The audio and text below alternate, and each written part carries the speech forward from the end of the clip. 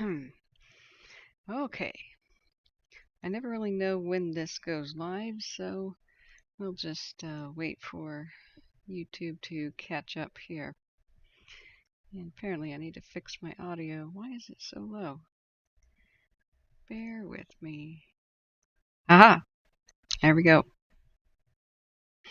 Okay, so this is not really a true live stream. I mean, I'm doing this live. Hang on a second.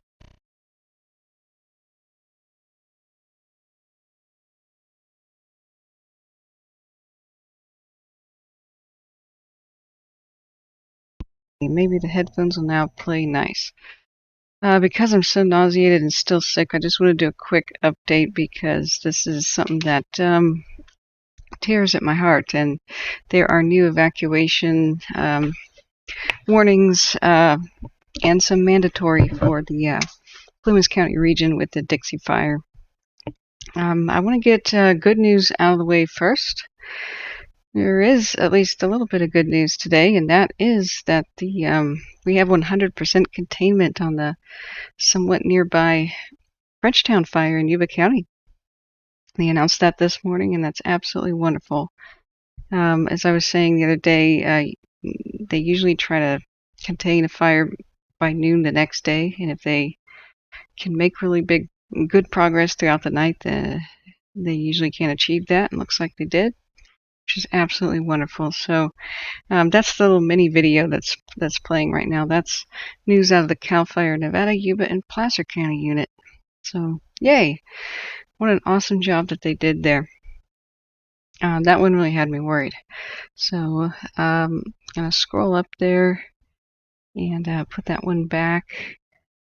And if you're just tuning in with me right now, I'm going to cover really quickly before I crawl back into bed the new developments that have gone on with the Dixie fire before I go hopefully get some good rest.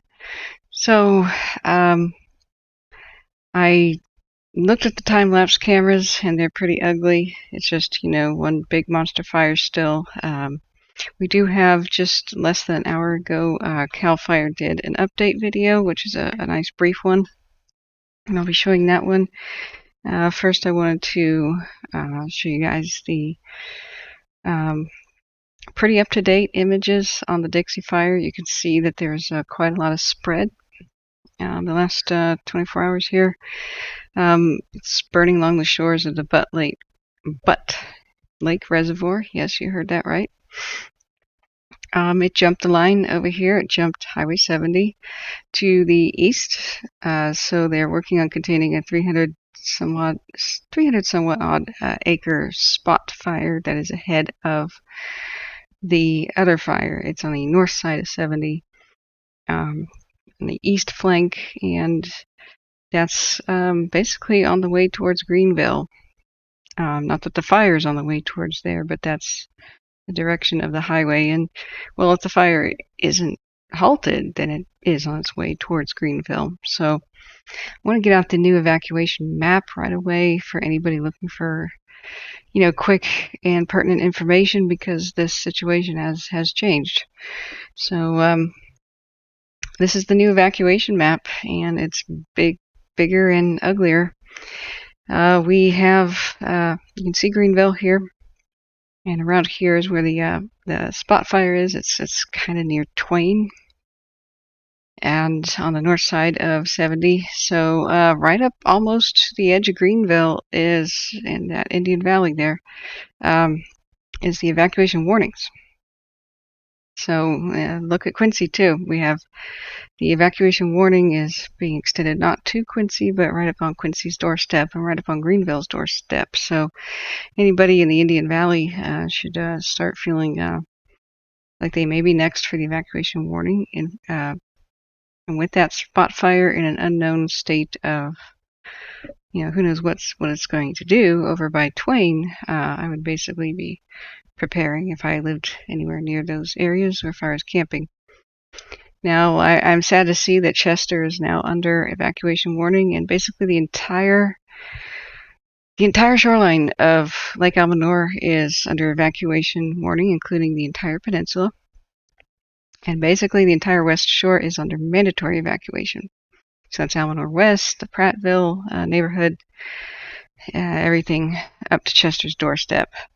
So this is really dismaying. I can't tell you how awful this makes me feel. That this is a huge swath of the country. I have to zoom out, show people how big this is. Excuse me, it's a huge swath of the county. Just basically the western half of Plumas County is basically under either evacuation warning or mandatory evacuation orders. That's just pretty horrible. Look how big that is if you just consider it compared with the entire state. It's if you zoom out and you see the entire state of California, you can still see a big chunk of it is the Dixie fire and its evacuation area. So zooming back in, I have links in the description to this video about everything to do with Plumas County and the evacuation situation. This is, you can go to Butte County and Plumas County Sheriff's Office to get this map, and Butte County as well. They just sort of merged it into one map, which I like seeing. It's a good idea for them to do. But the situation is just bad. I mean, they talk about, they have rosy outlooks on their morning updates, and Holt Hanley on his YouTube channel, I watched that earlier. He had his own take on the Dixie fire and how that might be impacting things right now. And so I couldn't disagree more with him about, he was like, let's look on the bright side. This fire has only taken down 2 structures and there's been no firefighter injuries. And no, there is no bright side here. I tried to put it in the commentary here. He's not a local, and he doesn't know the history of what the heck's been going on here over the last few years. Otherwise, he would be just as dismayed and upset as everybody else. / enraged as everybody else in this entire region. This is a completely optional, preventable fire that was caused, again, by Pacific Gas and Electric. And if you look at the Wall Street Journal, I'm not going to stay on that subject very long, because I want to be just reporting here right now before I go to bed. But if you look at the Wall Street Journal, pg&e sparked at least 1,500 California fires. You know, this isn't my speculation. This isn't anything else. And that was the count as of January 13th, 2019, when that article was written. It doesn't even count the ones of last year, like the Zog fire and so many others. And so I tried to put in his comments section, you have no idea that PG&E already burned out an entire huge swath and dozens of towns and communities and erased them from the map in the last couple of years. Their kill count is over 100 persons in the last couple of years in this region. Before the 2018 Paradise Fire, it was a 2017 Cascade Fire, which killed our good family friend. And then you know, that's not to mention that the same night of the Cascade Fire, Santa Rosa was on fire, and it killed so many people over there. So he was also wrong. There was a firefighter injury with the Dixie fire so far, but they went back to work like a boss. So, and still, I mean, the potential for death here is very, very high, because there's so much aerial attack involved here, which is basically the only hope of containing this fire in such steep terrain that's inaccessible. We're talking majestic, extremely steep cliffs, that the potential for airplane crashes and mid-air collisions, you know, they've been dipping water out of the canyon with the helicopters. That's extremely dangerous. You know, we have to appreciate the extreme danger that the fire crews and everybody in this situation is facing right here. This is nightmarish terrain for fighting fires. That's why everybody who knows, and like everybody who's a local, is pretty upset with the whole rosy outlook picture thing as it grows bigger and bigger and bigger. And they keep saying, yeah, we're doing great over here. We know they are with the resources that they have, but we still need, you know, the straight dope. The non-sugar-coated version, which is, even though they're throwing thousands of personnel at this situation, nothing is good about this. The fact that thousands of personnel and so much aircraft and so many resources were on this is part of the reason why the Tamarak fire got out of control and is now marching its way through Nevada and creating so much smoke that it's smoking out, Yankees baseball games and such on the East Coast. It's unreal.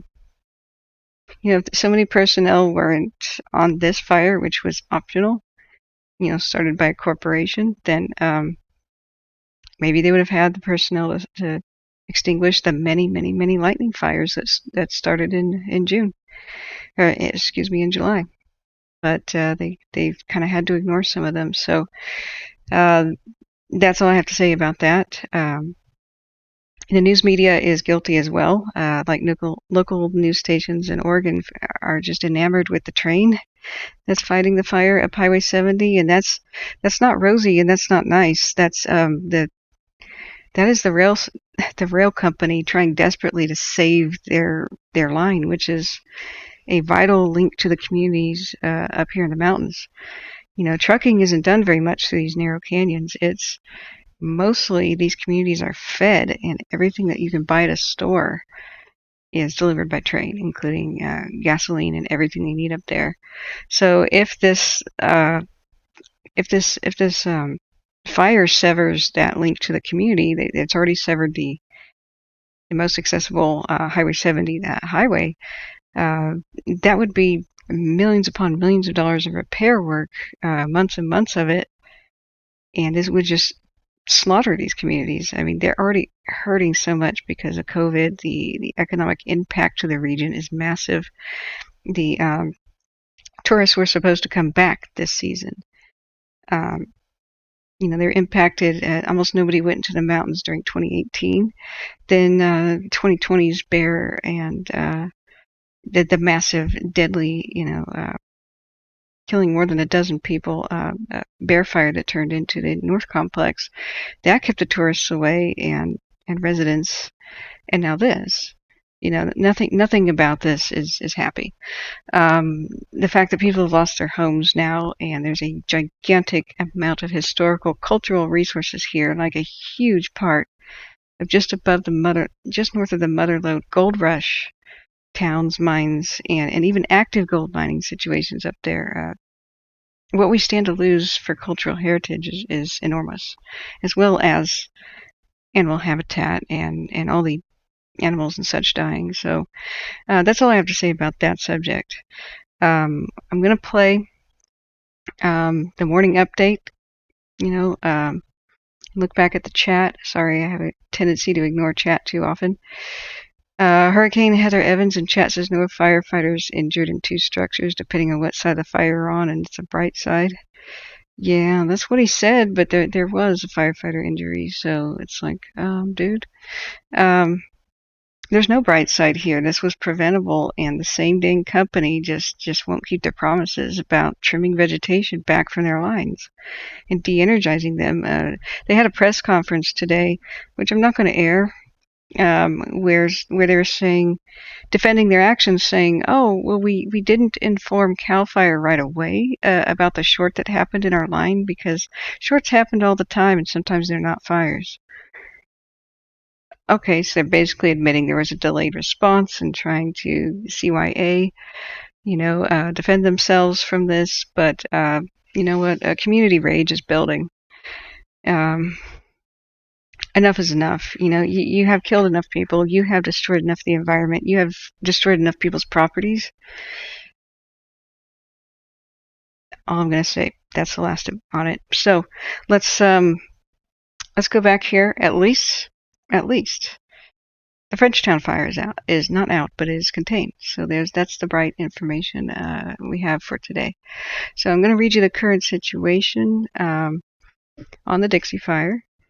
And then I'm going to show you, in fact, you know what? I'll just read this information, and while I read it, I'm going to show you the videos that I just sort of took of the time lapses of the last 12 hours. What you're watching is the last 12 hours the various cameras that were on the Dixie fire. So go ahead and watch those as I read the current situation on the Dixie fire. So this was updated, let's see, 1 hour ago approximately. This information comes from CAL FIRE's Facebook page. Current situation: the Dixie fire remained active overnight with active surface fire and single tree torching with short-range spotting and rollout. My mentioning here is that's quite a significant spot. The spot fire they're mentioning, jumping the line over the highway onto a ridge and spreading to 300 acres overnight. That's pretty dang significant. Okay, back to the reading the situation. Firefighters fought the fire aggressively.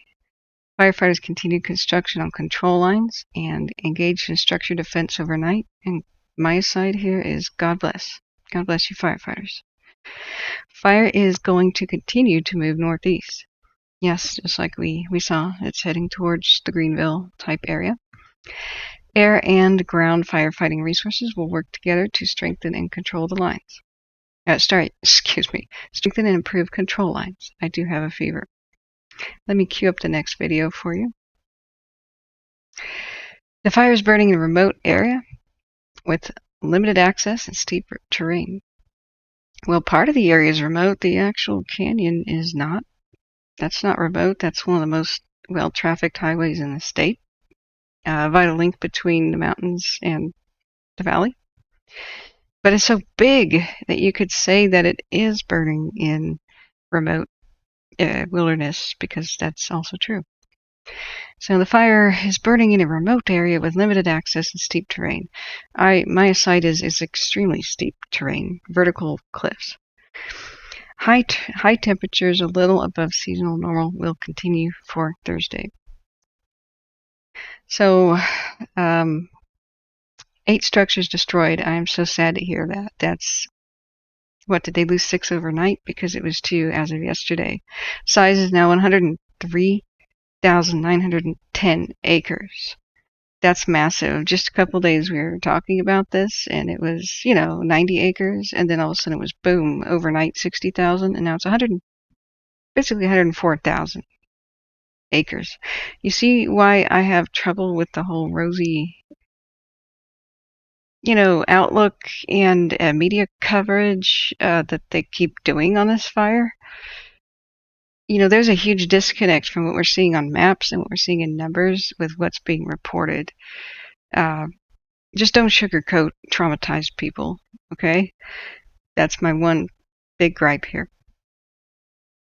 Going back to structures threatened, 1,510. Containment, a mere 17%, and that's basically in the canyon. That's basically because the wind's blowing away from that area. So containment is also a relative word in such steep terrain. I mean, I have to caution people. The Bear Fire exploded and became the North Complex Fire, which killed more than a dozen people in, overnight, as people slept, and they didn't even have evacuation mandatory orders. That's what happened last year. So in this steep terrain, you can have containment around a fire and have embers just still blowing all over the place. That's why the evacuation map is so huge. That's why it's so huge and all-encompassing. I do applaud that part, that they're erring on the side of caution as far as evacuation maps go, but I do think they should be telling people the straight dope. No sugarcoating. So they have an expected full containment date of unknown. And I agree with that. So evacuation information. Evacuation orders west shore of Lake Almanor from the Canyon Dam northwest to Highway 36 at Highway 89. This includes the communities of Prattville, well, that's a neighborhood, but Big Meadows, Lake Almanor West along the Rocky Point Campground, and the Canyon Dam Boat Launch. High Lakes, Plumas County recreational areas of Plumas County, east of the Butte Plumas County line. Plumas Butte County line east to Twain. Includes both sides of 70 in the areas of Rock Creek, Story, Tobin, Belden, Caribou, Rich Bar, and Twain. Meadow Valley and Bucks Lake Road at Riverdance, and everything west to the Butte Plumas County line. This includes Snake Lake, Meadow Valley, Tollgate, Bucks Lake Highlands, and all surrounding areas. Caribou Road north to the Humbug Road and Humboldt Road intersection. Humbug Road and Humboldt Road intersection. This includes Belden Reservoir and Butte Valley Reservoir, Prattville Butte Valley Reservoir Road, and everything west to the Butte Plumas County line. The community of Seneca also south to Highway 70. And this was what tears at my heart. I was nervous for Seneca, and I always am. The firefighters time and time again throughout the last century have saved that historic gold mining town, which is basically a ghost town. Time and time again, they ring it and they make last stands there to protect it from so many different fires, and I hope they can do it again this time. But I had this idea this impulse that 2 days ago I should have just gotten in the car when I heard about this. It was getting out of hand and just run around filming these historic assets, because I have no idea if they're going to be standing by the end of the week. This happens too often to me. My original job on YouTube was supposed to be creating ghost town videos to complement my book coming out, but here we go. Let me get you the next video as I continue to read evacuation information. I'll look back at chat in a second.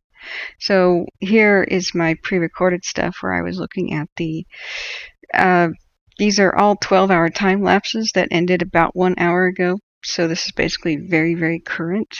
All the cameras in the area looking at the Dixie fire. And let me take a look at chat, see if anybody has any questions. Since this is going to be a pretty short stream, get your questions and now I'll try to answer them, and then I'm going to crawl back into bed. Hi, Josh. Welcome. Josh says they were saying the fire had spotted a mile past the containment line in the canyon. Yep. From 2 a.m. last night. That's grown to 300 acres. As of their update, which was about an hour ago, I will be showing the update, like the video update. It's not very long, but I would like to read the rest of the evacuation information. I already read the first part of the evacuation orders. The second part, Zone 1, is evacuation orders. This is mandatory. It means go. For High Lakes area, Story, Tobin, Rock Creek, Belden, Rich Bar, Virgilia, Seneca, and Twain, and all the communities along the SR-70 corridor in that general area. The evacuation order to begin at SR-70 at Polga Road and along the north edge of the SR-70 corridor to Rich Bar Road, etc. The Pacific Crest Trail to Plumas County, Butte County line. From the Plumas County, Butte County line west along the county line to intersection SR-70 and Polga Road. Let me put up the next video for you guys where I read it. It's a lot to read. That's why I'm showing you guys videos. Zone 2, evacuation order for Meadow Valley and Bucks Lake communities. Evacuation to include the south edge of SR-70, that corridor.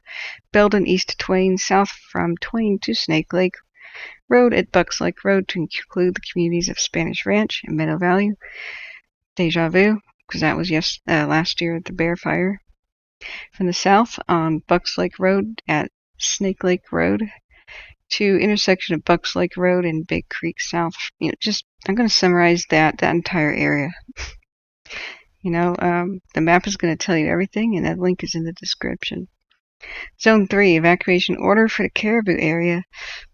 And here I was ironically wondering to myself, if the fire spreads up to the Caribou power station, wouldn't that be Pacific Gas and Electric burning down their own equipment? Like their own station? I hope it doesn't happen because it's historical. It's a lovely power station. But the fire is headed that direction up the canyon. So evacuation order for the Caribou area. Evacuations to include 70 at Virgilia to the north along the east shore of Butte Lake to the intersection of Humbug Road and Humboldt, to the east along Humbug Road to Butte County line, to the south along Butte County line to Chips Creek, Deja Vu, the Chips Fire, east along Chips Creek to SR 70, east along the north edge of SR 70 to Virginia. Zone 4A, evacuation order. This means mandatory for the Paxton, Seneca, Long Valley, East Butte Lake area. Now, evacuation warning to include Paxton area, north to the Long Valley, north to Long Valley, west to the south side of Butte Lake, from the south side of Butte Lake to SR 70 at Virginia, east along the north edge of 70 corridor to Paxton. Let me get you the next video because I'm still reading. This is a huge evacuation area, so I got to go to, we're on page 2. Zone 4B, evacuation order in the Long Valley and Seneca communities. And you can see by the gigantism of the fire here on the video why so many places are under evacuation order. So evacuation order in the Long Valley and Seneca communities, starting from Long Valley area, north along Wolf Creek to the intersection of Wolf Creek Road and South Almanor. From the intersection of South Almanor and Wolf Creek Road, west along South Almanor, continuing west along Fox Farm Road to the intersection of Humboldt Crossing Road. From the intersection of Fox Farm Road and Humbug Road to south along Prattville Butte Valley Reservoir Road to the south shore of, and now we're on page 3, Butte Valley Reservoir, from the south shore of Butte Valley Reservoir east to Long Valley. Zone 5, evacuation orders for the communities along the west shore of Lake Almanor, Prattville, Lake Almanor West. In general, that's the best way I could summarize that. The entire west shore of Lake Almanor is basically under mandatory evacuation, except the Chester area is under warning. So, going to Zone 6. Oops, I need the next video, don't I? Because this is long. This is long. The reason I'm reading it all out instead of linking is when people are packing to go, they need to be listening rather than having eyes glued to the area. So I'm going to put up the evacuation map up here again. And look at chat real quick before I continue reading.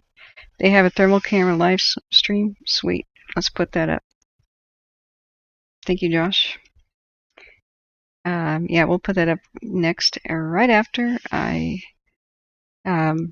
finish reading this evacuation news. So get your questions in while I'm still streaming. This one's going to be short. So I'm just real nauseated, still sick, but I wanted to get this, new information out to the community. Where was I? We're on page 3 of evacuation.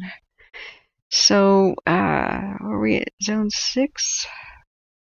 Did I just read Zone 6? Okay, Zone 7 is evacuation warning now. This is just warnings. But, serious warnings. The community of Stover. The warning will include the intersection of State Route 89 at State Route 36, west at State Route 36 to the Pacific Crest Trail, north to Willow Springs Campground, northeast to the intersection of Old Red Bluff Highway, and Warner Valley Road south to the intersection of State Route 89 and State Route 36. Zone 8 has evacuation warning for the community of Chester. Never thought I'd hear that. The warning will include the intersection of Old Red Bluff Highway and Warner Valley Road, east to Lake Champs Campground, south State Route 36 on the Causeway, southwest to the intersection of State Route 89, State Route 36, north to the intersection of Old Red Bluff Highway and Warner Valley Road. The reason I said I never thought I'd hear evacuation warning for Chester is that's where the headquarters is, kind of, for firefighting in that general region. There's the small airport there where throughout my lifetime they've constantly launched firefighting aircraft, and Lake Almanor is one of the best places to dip and get the buckets and for aircraft to land and scoop water for firefighting. And their own town is under evacuation warnings right now. So this is once again why I keep reiterating that there's a sort of a disconnect between rosy outlook being portrayed on the media and like actual potential for disaster. So let's see here. Zone 9 out of 11. Evacuation warnings for the communities of the peninsula of Hamilton Beach. The warning will include State Route 36 on the causeway east to the Lassen County line. South to State Route 147 to County Road A13, south to Peninsula Point, now north to State Route 36 causeway. So this is a huge, huge swath of the region under evacuation mandatory or warning. This could straddle 3 counties. So, Zone 10, evacuation warnings for the community of East Shore, just east part of Lake Almanor. Lake Almanor is huge, by the way. If you got in a speedboat and tried to cross it, it'd take you more than an hour. It'd take several hours. I know that. We did it. So, evacuation warning for the community of East Shore. The warning will include intersection of State Route 147 and County Road 813 east to Little Dyer Mountain, which is where one of our cams are that I just showed you. Southwest to Dyer Mountain, south to State Route 89, west to State Route 147, north to County Road A13. And lastly, Zone 11, evacuation warning for the community of Road Valley Reservoir and Long Valley. Will include State Route 89 near the Clear Creek to State Route 70, south to State Route 70 at the Feather River, east along State Route 70 to the intersection of 89, north on 89 to Dixie Creek due north to Seltzer Road. And if I'm stumbling over some of the words, there's a lot of typos in that. It's not just me having a fever. So that is the issued flyer update deal. That was at 7 p.m. that they issued those, and I am looking at the latest information there because I'm on CAL FIRE's Butte County page. So as of this morning, I don't see any new evacuation orders.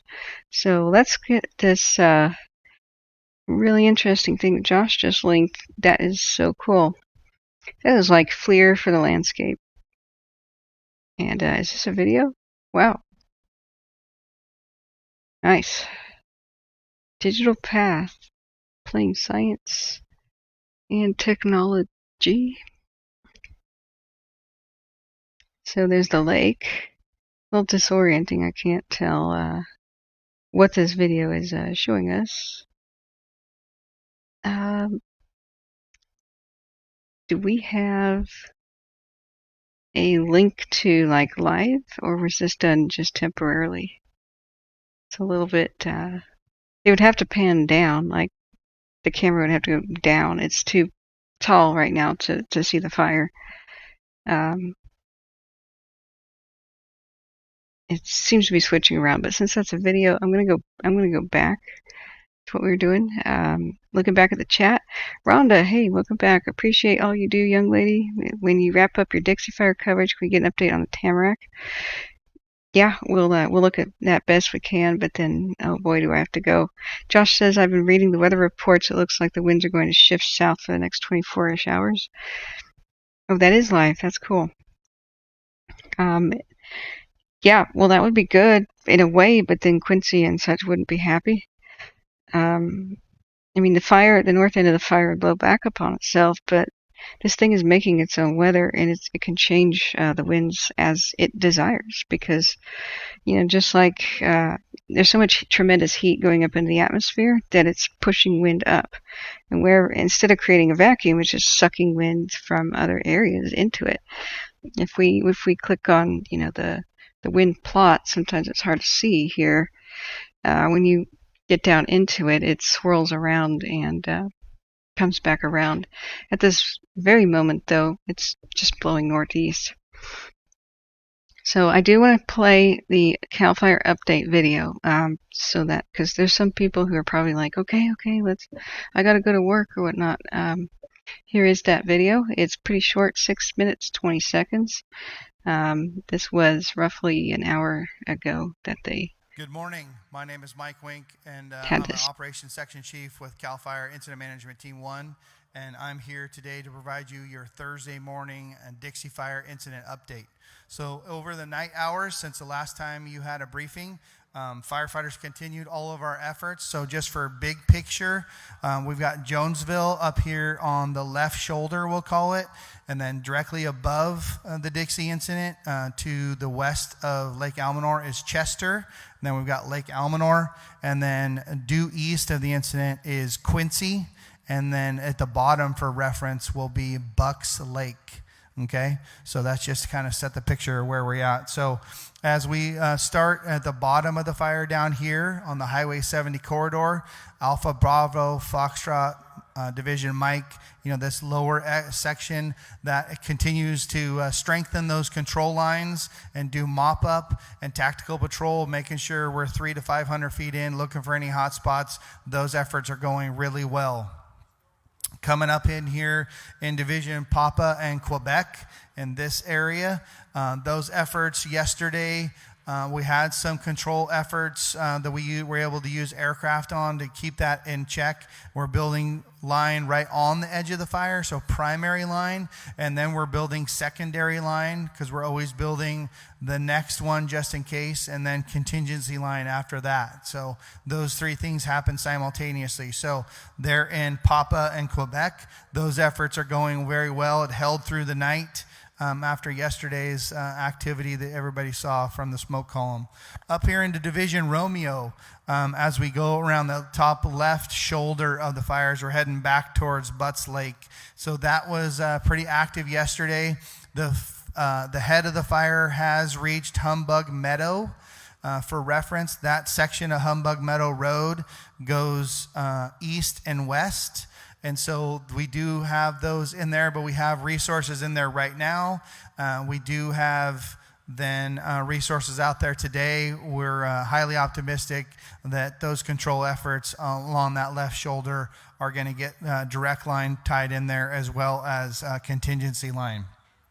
As we continue east towards Butts Lake, you will see that the fire has reached the edge of Butts Lake.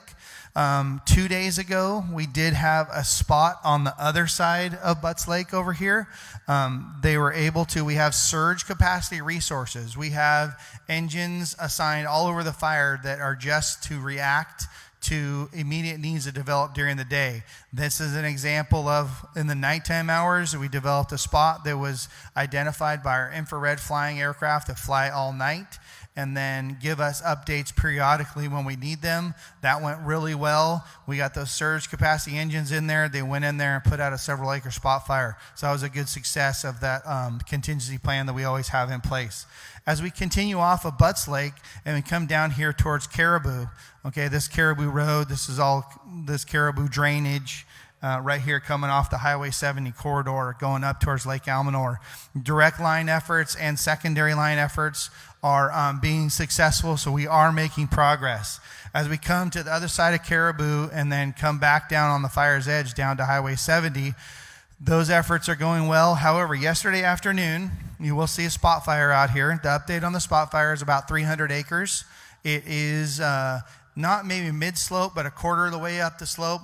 Really steep, really rugged terrain, no access. We're making a plan today to get that spot fire, well, we started making a plan yesterday to get that spot fire boxed in with our aviation resources and firefighters on the ground putting in line to try to get that boxed in, because we don't want that spot fire to become a new part of the right flank or the right shoulder of the fire to continue to grow and impact when we're having great success at these other places.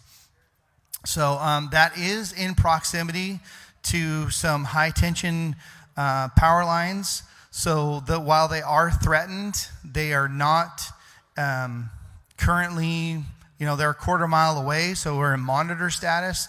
They're still providing power to the grid, but that could become impacted later today, but we're doing everything we can to try to keep it away from there. As we get to Highway 70 and then we go south of Highway 70, that's kind of more like the Meadow Valley area and the Bucks Lake area. Okay, we're going along the outside of the wilderness because that's where the fire's edge is, off of Highway 70, doing direct line down towards Meadow Valley, and then we turn and go west towards the upper part of Bucks Lake, and direct fire line to there, and then there's a good line that goes right down to the lake, and then we're coming around the horn, working our way back to Highway 70. So those efforts are in place, as well as down here below Bucks Lake, the North Zone complex from last year, the Bear Fire, that's the edge of that incident. So we're opening up all those dozer lines from last year as well to be our secondary lines, because we're going direct on the fire's edge, trying to go down the pin stocks. Those are the water pipes you see from Highway 70 that go up to the reservoir from the powerhouse. So we're trying to go direct on there, but then we also have our alternate plan as well. So still a lot of line to put in. Firefighters out there with great effort, 24 hours a day, supporting them here out of the Silver Dollar Fairgrounds in Chico. And thank you for joining us this morning for the Dixie Fire Update. And please remember, for tips and tools for you to be prepared in case there's a wildland fire in your area, please go to www.readyforwildfire.org. We'll talk to you tomorrow. Thanks. Okay, so he did a pretty good job of explaining what that spot fire was and how it just, grew up to 300 acres. And it's bad, it's bad. So he mentions the aircraft, and speak of the devil, I was just monitoring my other monitor here, and I can see aircraft flying over it right now. Check this out. So this is looking like a mapping or scouting plane. This it flew in from Klamath Falls. It's an Aero Commander 500S, and it's going loop-de-loop all around the area here that's just southeast of Butte Meadows and northwest of Belden. So as I noticed, also in the area were others, and he talked about utilizing aircraft. And hey, why can't I click on them? Map controls are hidden. Click on the map to show them. Why on earth are they hidden? Okay, there we go. So here you can see out of Chico, here's the North American OV-10A Orion, aren't they called Orions? I can't remember from last year. I was starting to learn the airplanes, but that one is leading. It looks like it's a lead plane because there's one right behind it that just disappeared. Where'd it go? I swear, just moments ago there was a plane right behind it. Okay. Well, I do have an altitude filter. It may have just pulled up or something. Let me switch my altitude filter. Let's go ahead and give it another 10,000 feet just to be safe.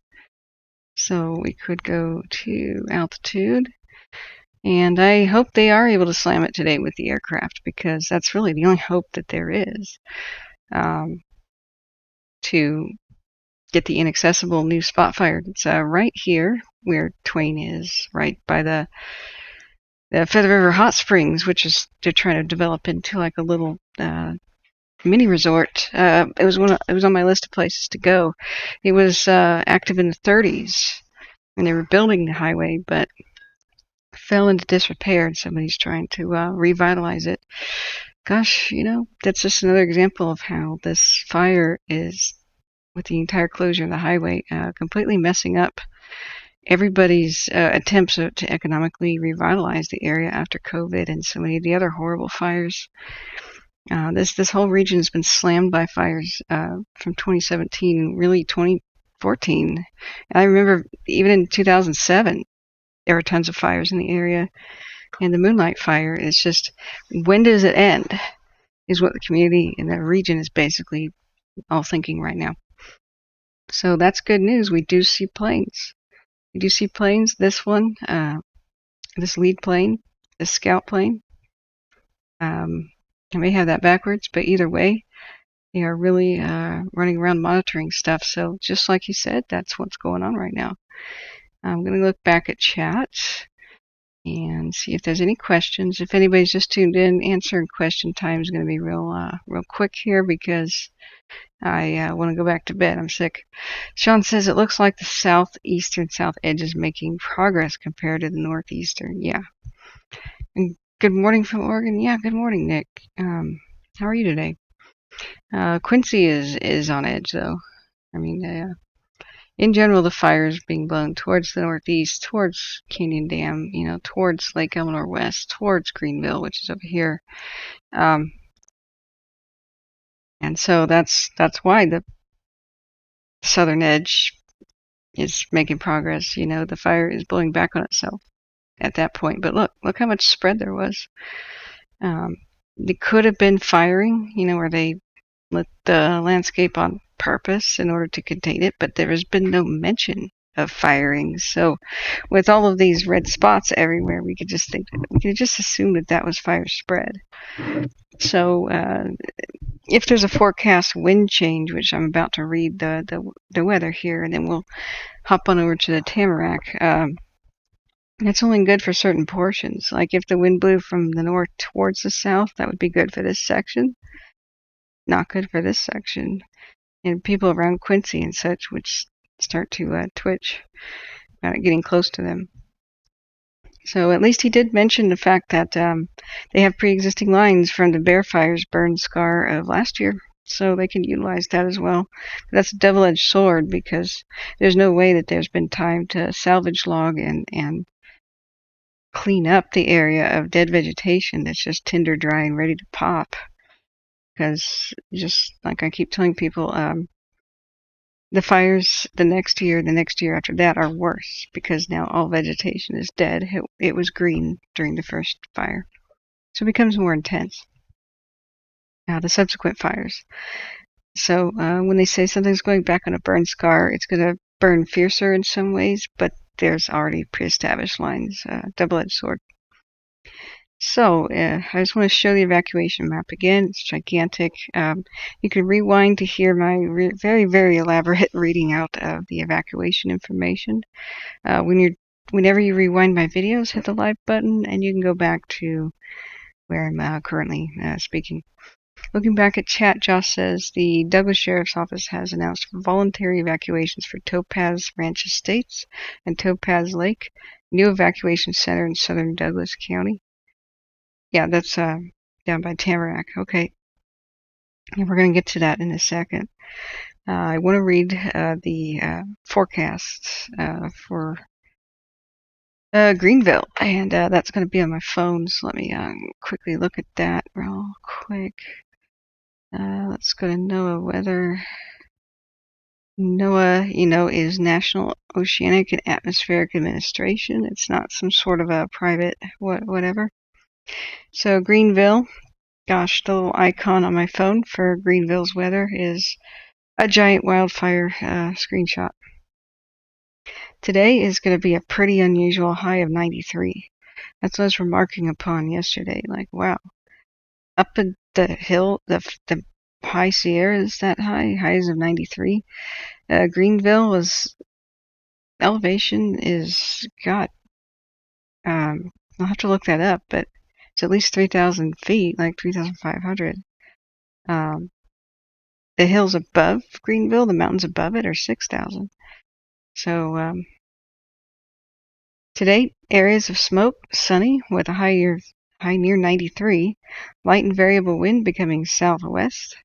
It's going to be blowing northeast, 9 to 14 miles an hour in the afternoon, and that's at Greenville. That's in the flatland. Winds could gust as high as 18 miles an hour. Once again, that's in the flatland. If you go up to the mountains above it, on the ridge tops, that could be much, much higher. It's just what elevation does. Tonight, low of 53 for Greenville. Areas of smoke before 11 p.m. Clear with a low around 53. west-southwest winds 6 to 11 miles per hour, becoming light and variable in the evening. Friday's going to be a high of 95, sunny with calm wind becoming south-southwest 6 miles per hour in the afternoon. Friday night's low is 58. Saturday high at 99. And I won't read wind forecast because it's kind of irrelevant as the days go by. It's the harder thing to predict. So that intense heat isn't good for the fire. So Josh has a Tamarak fire map. Great. Nick says, I see a brush fire just started in Ventura. Oh, of course. There's so much going on with Northern California and Southern Oregon that I haven't been able to even look at Southern California. So I got that link. Thank you very much. And if anybody else has a question about the Dixie, sorry, we'll be heading on over to cover Tamarak. I'm looking at my other screen here, and more aircraft are kind of converging on the area. Hopefully they'll be able to do some meaningful drops today on the Dixie. That's really the only hope that they have for getting out that spot fire that jumped the line on to the north side of 70 by Twain. It's 300 acres. So hopefully they can slam it. Okay, looking back at my million tabs right now, I'm going to see if I missed anything. You know, the Tamarak spawned a tornado, and I was watching that, just looking at news media, and I don't know that I can show you the whole video. Probably definitely copyrighted with the news outlet that was showing it. Sorry, I'm flicking through all the tabs. And it was like one of those little thin tornadoes, you know, little bitties. So backing up with my YouTube history. There it is. Tamarak. Okay. What appears to be a rope tornado near the Tamarak fire. Now, these fires are burning so hot, they're creating things like fire-generated vortices and pyro tornadoes that basically are ordinary tornadoes on steroids. They are driven by the intense heat on these fires that are drawing air in and creating updrafts that can be upwards of 130 miles per hour. We asked extreme weather researcher Neil LaRoe about what appears to be a pattern with fire. Okay, that's just more of the general information about, yeah, we're in a drought. Yeah, there's climate change. So I won't get on that, but I wanted to point out that these little fire tornadoes can happen when a fire eats a town. And so some of what we saw in like the car fire and a little bit like with the campfire with Paradise is conspiracy theorists see some houses kind of untouched and then like ones next door obliterated and burned to the ground. And that could be a fire tornado running through the neighborhood. And it has a strange phenomenon of, since the winds are funneled up, you know, like, I mean, not the winds, but the heat. The winds are so fierce, let me start again, so fierce with, 130 miles an hour plus, that they're basically sucking fires away from the sides of where they are and pulling it up into the column. And that could save a house that's next door to a burning one. And the winds themselves flatten the house, suck away the debris, and throw it somewhere. And then you see these basically like basements and such. And that explains some of the obliteration patterns that we see. In the car fire that was witnessed, it's very rare to witness this because very few people would survive, in a situation like this. But at the car fire, somebody tried to return to their home and heartbreakingly had to watch, I believe, his spouse and granddaughter die because they were trapped in or near the home, and a fire tornado just obliterated it. So It's rare to capture these things on film because it's just so rare to have people running around with firefighters, but they've been saying stuff like this, for more than a century that these things occur. But it wasn't the era of pocket, cameras. Before the 50s, it was pretty rare for anybody to have one on them if you weren't the media. And when things got that ferocious, people generally fled.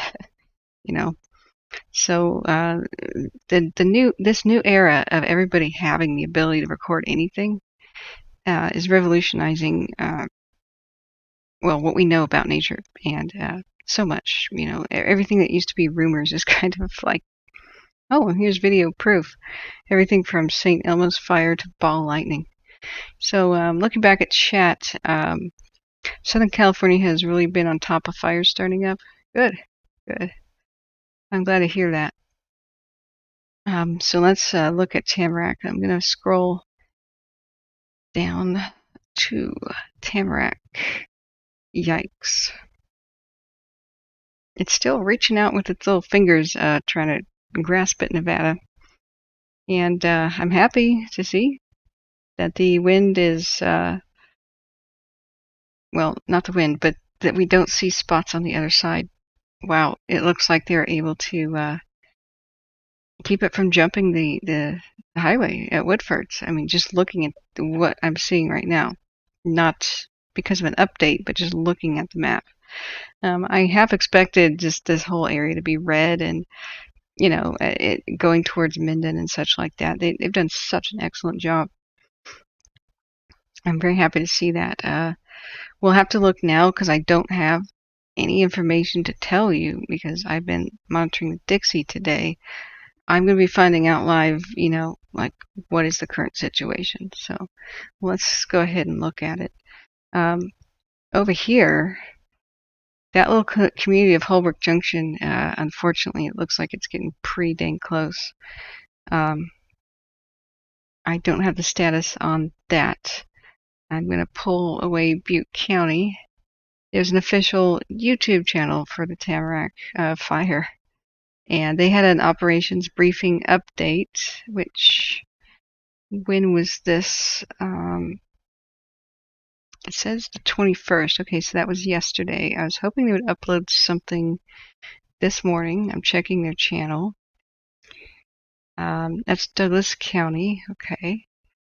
So, Douglas County, Nevada. And where's the Tamarak channel? Excuse me, I accidentally closed it. So,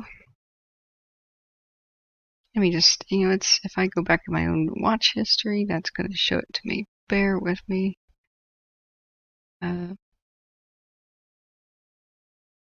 Here's a different one. Okay. Looks, and sorry, the tornado footage, I forgot to credit ABC10. I'm so sorry. Whenever we look at footage from another station, it's very important to let people know. So let me look back at chat. The fire map posted is from today. Oh, yes, you posted that. I'm so sorry. I completely forgot about that. Here we go. So, Tamarak fire is 4% contained at 50,000 acres and some change. And we got the InstaWeb report that I could read as well. We'll put that on the next. This map doesn't get bigger. I have to manually try to make it bigger, which doesn't work on Twitter. Everything else gets bigger with the zoom. So, whoops. Get out your magnifying glasses, guys. But yeah, that's fire perimeter in general, the official one. And when we look at CalTopo, this is more recent information. This is more up to date because whoever draws that map and then has it issued as an official release, I mean, these satellites that we're seeing give updates. They're almost hourly, so they're always going to be a little bit more up to date. This actual line here is their perimeter, and when we're looking at maps like that, since they're not up to date, they're basically giving us an idea of what the divisions are. and that sort of information about what their containment lines are and such. If you were to zoom in there, there's a key about, what we're doing and what these little things mean. But as far as like where's the fire right now, that's what the satellites are going to tell us. So the GOES satellite has not flown over it yet. It must be busy going to other places because we don't have that data. That would give us 20 minutes ago type kind of information if it was tracking this fire right now. So let's look at, we have a 28 minutes ago update on InstaWeb. Excuse me. I didn't mean to zoom out there. I meant to scroll down. So the daily update 3 hours ago. Information. Current situation. There was active fire behavior yesterday afternoon with crowning, short crown runs, and prolific spotting as the winds built up. Fuels remain extremely dry. Fire grew about 10,000 acres yesterday to approximately 50,000 acres and change today. It pushed to Highway 395 and burned north and south along the highway, but did not cross the highway. Yeah, good job, guys. Bravo, everybody involved. Active fire also pushed towards but didn't cross Highway 88 as firefighters were able to keep the fire south of the highway. Highway 88 and 89 remain closed in the area to all traffic except incident personnel. A portion of 395 closed yesterday for firefighter and public safety. Over 800 people have been evacuated and over 500 structures are threatened. The fire at 4% containment that's a typo. The fire is at 4% containment in Division Kilo. The containment line is along Carson River Road corridor and portions of Diamond Valley Road. There are over 1,200 personnel working on the fire, and more resources are on order. Firefighting operations continue throughout the night. Night ops include structure protection and firing operations when conditions are right. Firing means that they'll light a fire in front of the fire. So when it gets there, it's like Napoleon in Russia, reaches scorched earth and has to turn back. And they typically do that at night because things die down at night. There's more humidity and less wind in general. The objective for managing the fire is full suppression. And all of efforts will be directed towards meeting that objective with public and firefighter safety as the highest priority. Uncontrolled fire with extreme fire behavior continues to be a threat surrounding communities, to surrounding communities, to public, and to the firefighters. Branch India, due to complexities of the Fire Division Quebec, was added to Branch India between Divisions Oscar and Branch 2. Division Tango, active fire with potential of columns is expected today as winds pick up throughout Branch India. I don't know if they're saying India or whatnot, but that's the way I say it, military style.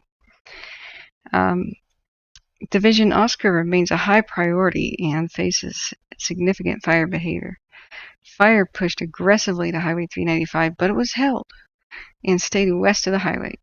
Dozer and hand lines were reinforced and were supported with air support. Spotting and rapid fire runs are expected again today. Fire pushed to the Dozer line at Spring Valley. However, work completed around structures is holding. Fire continues to move south towards Topaz Lake. Firefighters are looking for options to cut off the fire at the junction of Highway 89 and 395. Structure protection was fully engaged in Spring Valley and Holbrook areas, which is over in Nevada, and around the Leviathan mine. Good. We were very worried about that Superfund site and the historic assets there. This will continue today with some firing around the structures. At Division Kilo, crews made good progress along 89 and contained a segment of the fire line in the Carson River Road corridor and portions of Diamond Valley Road. Crews continue with direct and indirect lines using dozers where possible. Some areas are too rocky, so roads are being used. Some spotting occurred just north of the East Fork Carson River. Crews will continue construction of indirect line between Leviathan Road and Carson River. Structure work continues for the Washoe Indian Colony and the Diamond Valley Road areas.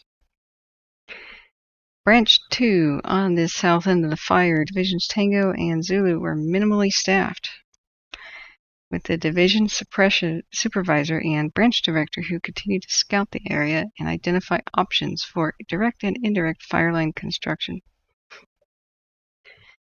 And this is what, resources are limited. This is my big criticism of, they can't put out small lightning fires, even if they want to, when Pacific Gas and Electric and power companies are starting mega fires, next door. If those thousands of people weren't and aircraft weren't on the, Pacific Gas and Electric started fire at the Dixie fire up at Highway 70, then who knows what could have been done and how fast they could have put this one out. All the hate that's being directed towards all the fire crews down here at the Tamarak fire is unwarranted, guys. Don't hate them. They did not have the resources to put that out when it was small. Direct your hate to the corporation, the murder company that continues to rampage through Butte County. They're the ones responsible for many of these bad situations. So, Branch 3 in Division F on the northwest side of the fire, active fire continued yesterday with backing fire influenced by canyon slope alignment runs. Fire continues to back towards 88. Crews worked to secure fire line and continued the mop-up. They have held the fire above the structures. Yay! Today, crews will continue to strengthen established fire lines and hold the fire south of Highway 88. The Structure Protection Group will continue to provide point protection in Sierra Pines, Woodfords, Mesa Vista, Markleyville, and Grover Hot Springs, along with other structures in that division. Weather and fuel conditions. Yesterday's weather was sunny, with temps of around 78 to 89 degrees. Minimum humidity was 10 to 20%. Pretty dang low. Southwest winds of 10 to 15 miles an hour with gusts up to 25 are predicted for this afternoon and evening. Winds continue to be the driver of the fire with near critical conditions again this afternoon. Fuels remain very dry and fire behavior will continue to be aggressive with potential for high rates of fire spread. Weather will be mostly sunny today with high temps in the upper 80s and minimum humidity of 10 to 20%. Unstable conditions remain with Haines of 5 again today. I don't know what that means.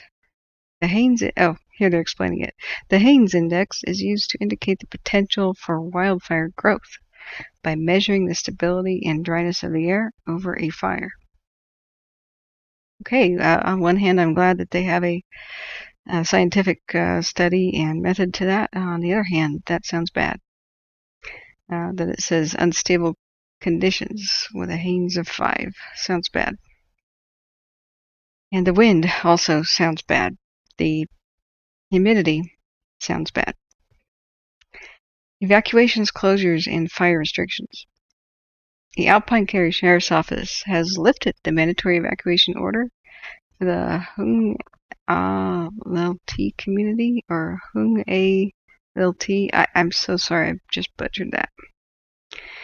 For evacuation notice specifics in Alpine and Douglas counties, visit Alpine County CA.gov. There's also Douglas County NV.gov.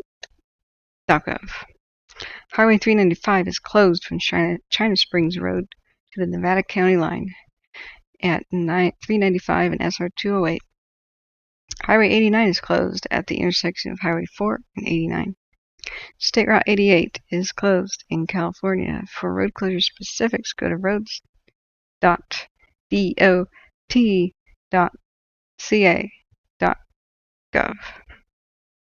And in Nevada, nvroads.com. Come on, California, why can't you be simple like Nevada?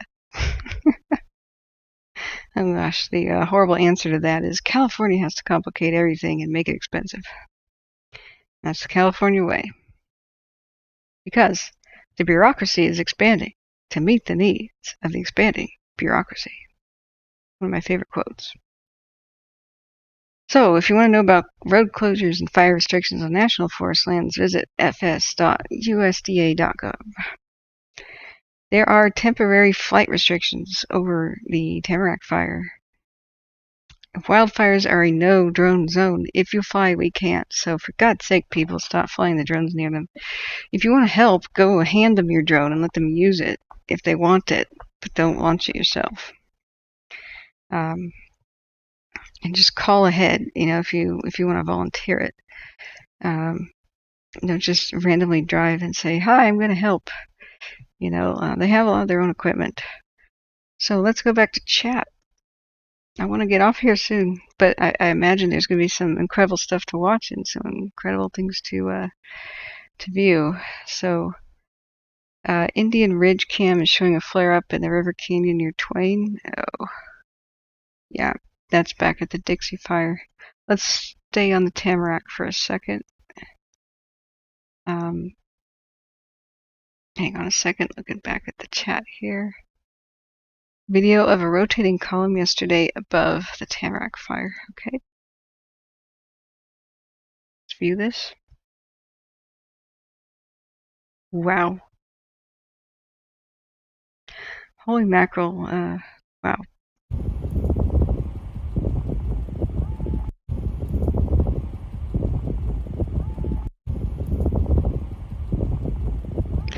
Oh, that's a loop. Okay, I was like, what? It keeps cutting out.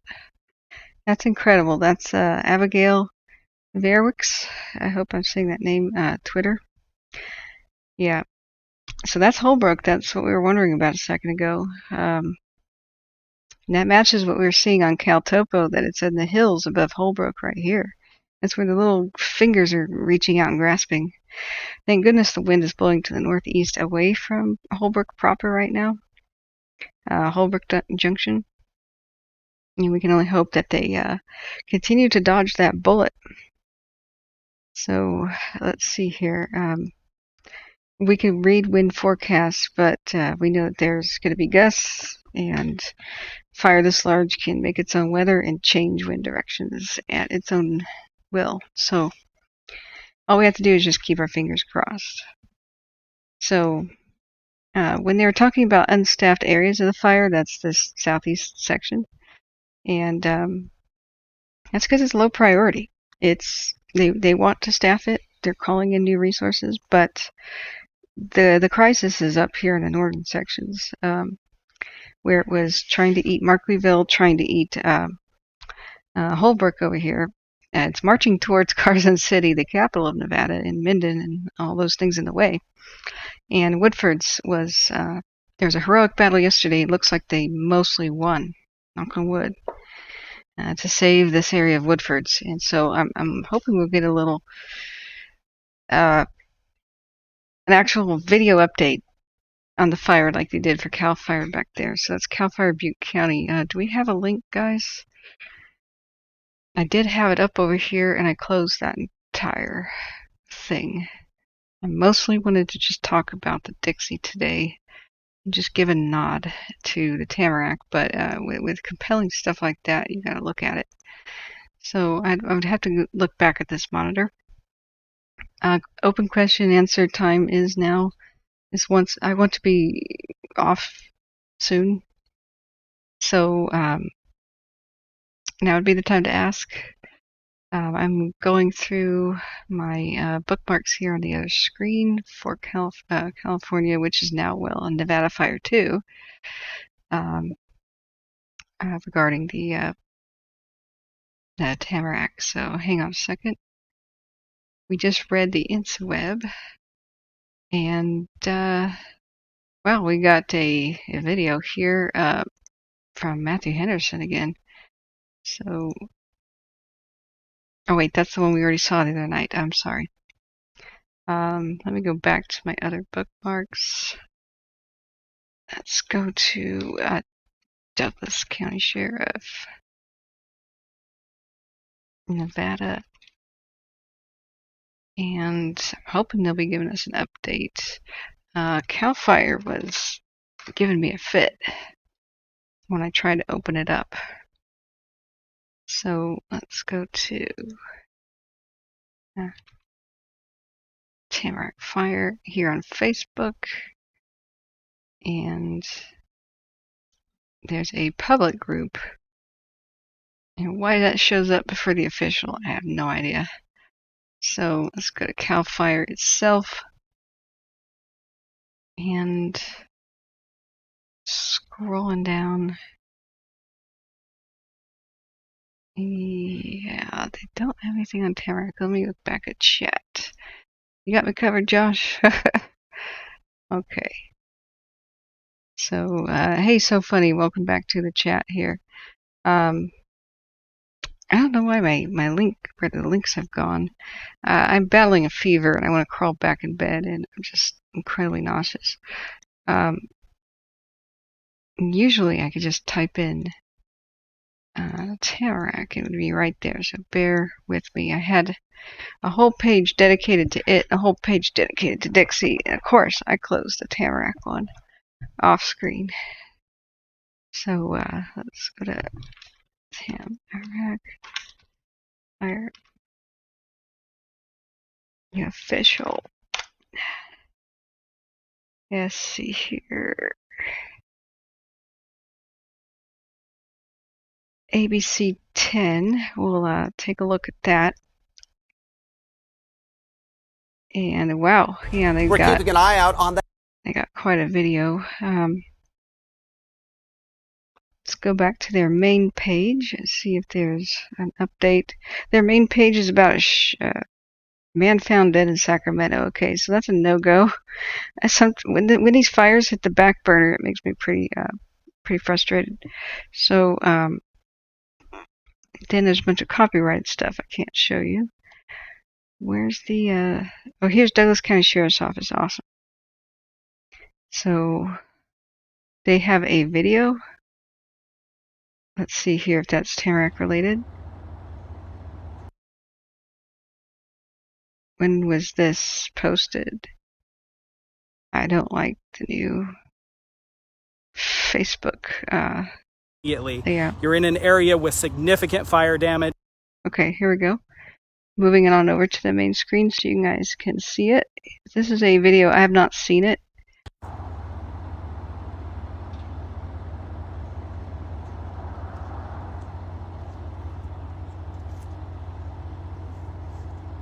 You see what I mean? Like when, and where was this posted? Doesn't say anything. There's a lot of ash that's falling along with us so that I can give it before we get into what I want. Sorry? My Facebook, Brad Odell here with the Douglas County Sheriff's Office. I want to wait for a few minutes before we get into what I want to talk about, but I want to see if we can get a few more people here on this video with us so that I can give you a little more information about what's going on right here in Glide. So we'll wait a few more minutes, gather a few more folks, and then I'll pass this information along. As you can see, it's really smoky out here. The visibility is starting to somewhat diminish. There's a lot of ash that's falling from the sky, but there is definitely a lot of information that I need to pass along, especially to the residents here in Glide and Idlewild. We'll wait just a few more minutes here to gather a few more folks before I start in. Is this old? I mean, why doesn't it say when this video is posted? You know, like Glide? 43 weeks ago? Okay. Oh, I'm sorry.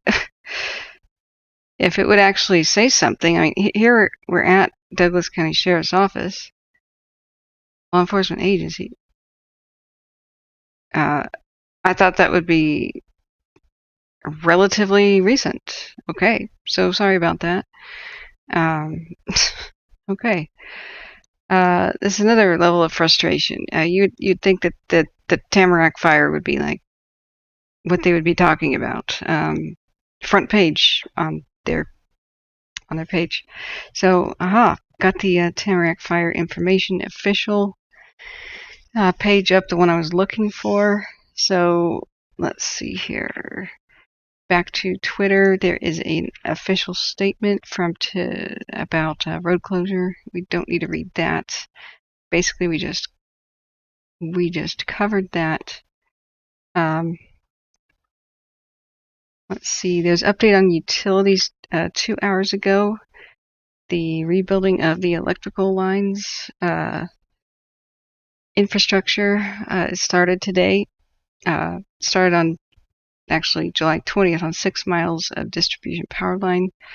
Yeah, it did chew through a whole bunch of stuff. So hopefully when the evacuees come back, they can have some power. When it's that hot, it's just absolutely horrific.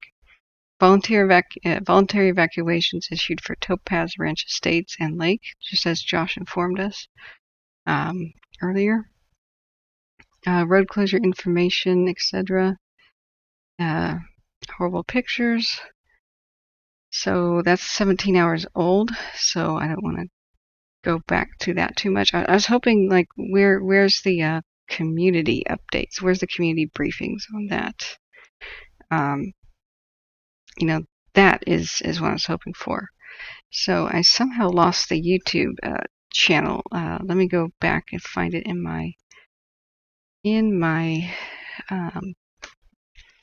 oh god, my fear. I just had sweat bead and roll off my forehead. Sorry guys, this is about all I can do. I'm fading out here.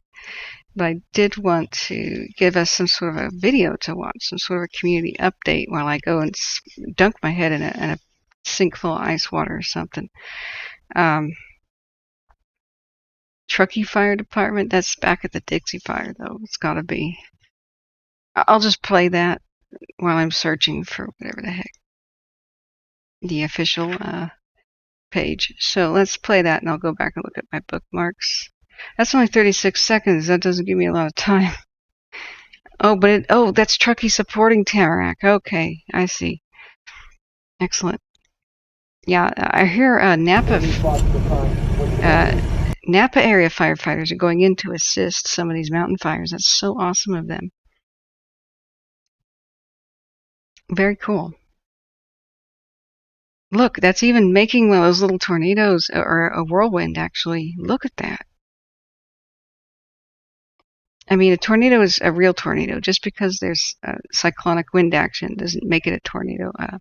Like an F1 is a real tornado. It has to touch ground. It has to exceed a certain mileage. I think they have to be more than 130 miles an hour. But wow, that would be a flaming whirlwind or dust devil. Heck, that's pretty intense. I saw, and I showed it once on the stream last year, a firefighter's hose got sucked into one of those, and it sucked the hose off the truck, like, it was unreeling the hose, and to its fullest extent, and it flew up into the sky, and it wound itself up like a rope. Like if you've ever held string in between two hands and you sort of swing it around like a jump rope and you coil it that way, you twist it. That's what happened to the firefighter's hose. And there were 5 of them grabbing at the hose, trying to yank it down out of the sky. Just incredible stuff. So, great. Josh says there's current aircraft fighting the Tamarak. Yeah, T-105, T-830. Cool. Yeah, we could definitely track that. That should be showing on flight radar. So let me get that up. Let me pause that and show you flight radar. It's in my other. Oh, the fever. My other screen here. Interesting how they were flying around the west shore of Lake Tahoe. That's got to be some tourist thing. Okay, yeah, I see a lot of equipment. A lot of equipment. Wow, look at these planes. Great. It is so awesome to have them there. See these guys? And let me get the settings back up and turn the brightness back up so you guys can see this. a little bit better contrast. So they are just swarming and converging around Topaz Lake. They got Holbrook's back, and looks like they are just going at it. Here's 2 planes. Air tractors, those hideously ugly, we used to call them yellow submarines last year because a lot of times they're painted bright yellow. Hideous workhorses. They're a lot like the warthogs of the military. There's another Sikorsky. Excellent. There's a Sky Crane, probably the one the Iceman was filming for us the other day. And with a little umbilical cord thing that sucks up the water. And let's see here. Yep, that's another air tractor. This is another Sikorsky. Air tractor. Yep. Awesome. If we had a pilot radio chatter to listen to, that would be so cool. Because when we did that last year, they had a lot more public access for hearing what was going on at the time. A lot more ham radio operators covering stuff. You could actually hear them talking to each other and like, drop it here. Okay, let it go. Let's see if we have any webcams on the situation. So let's go back to alert wildfire. Boing. And as I search for information to read you, maybe we can just see something. So let's see if we can see planes on the cam. Oh, we can't.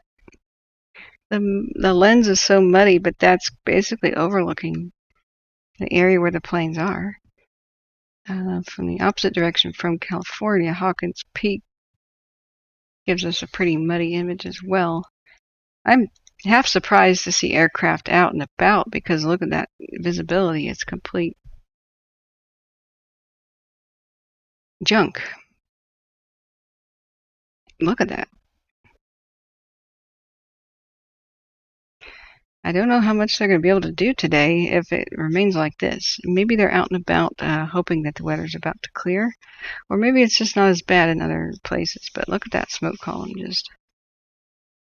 Now the smoke's blowing towards the camera. The fire is moving towards the camera too, and to the north of the camera. Looking back at the chat, they've been having communication problems in Douglas County because Tamarak burnt out a repeater. Yeah, that would explain it.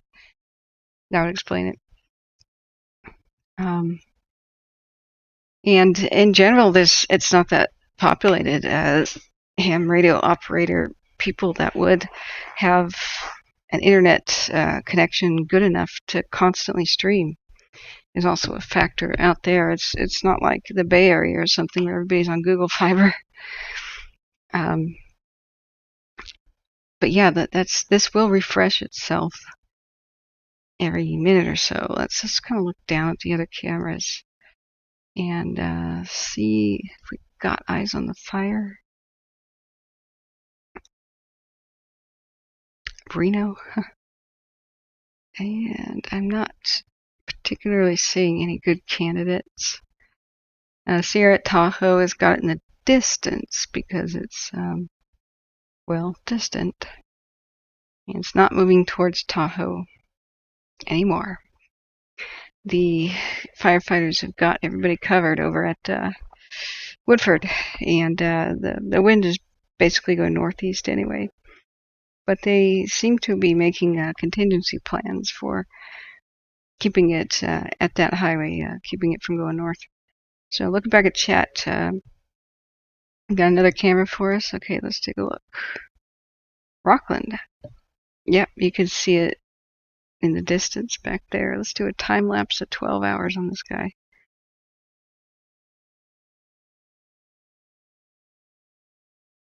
Wow, and I'm going to have to stop streaming because there's a super happy guy out there with a leaf blower who's going to be coming by my window any moment. Ah, God bless him.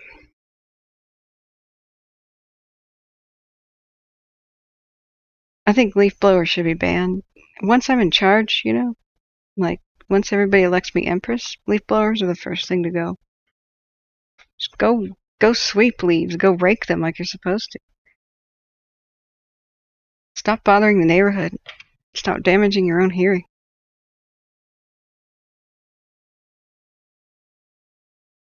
Well, it's kind of pretty. It's kind of a beautiful image, if not for the smoking wreck of a landscape in the background. I don't understand why the cameras aren't up higher. I'm not understanding the logic. This is obviously a tall tower. Like when they were climbing it and gonna mount the camera, they're like, "Oh man, I brought the incorrect length of wire today. Ah well, I'll just put it down here." Alright, that's the Rockland camera, and let's put this guy in the 12-hour time lapse, because maybe the lens wasn't this dirty in the last 12 hours. So, okay, last call for information, requests about the Tamarak. I'm going to try to find their YouTube and see if they've gone live with some sort of an update. But I don't think that they have. I subscribed to the official Tamarak YouTube channel, but when I type it in search, that's not the one that comes up, and there's something very wrong with that YouTube. It could be that they also failed to register as an official site, government agency official site, which may not be YouTube's fault entirely. Like, if you are the official resource, you're supposed to be promoted above, people like me, amateurs and such. And,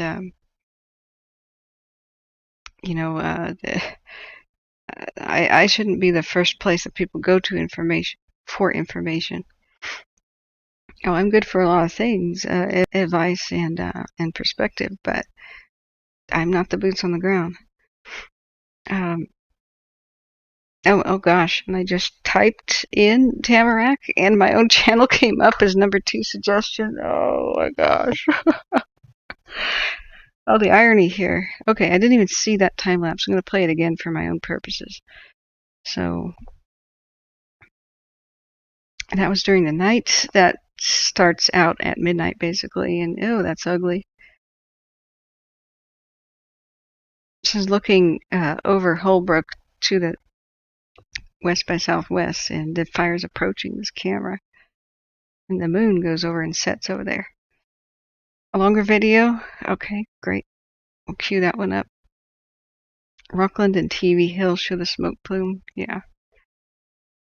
I was hoping for an actual CAL FIRE-esque update. Holy crap. Yeah, Eric Smith on Twitter. That's some incredible footage there. Yeah, I'll get that up. Thanks, Josh. You are the man again. Holy crap. So you can see the sage and such.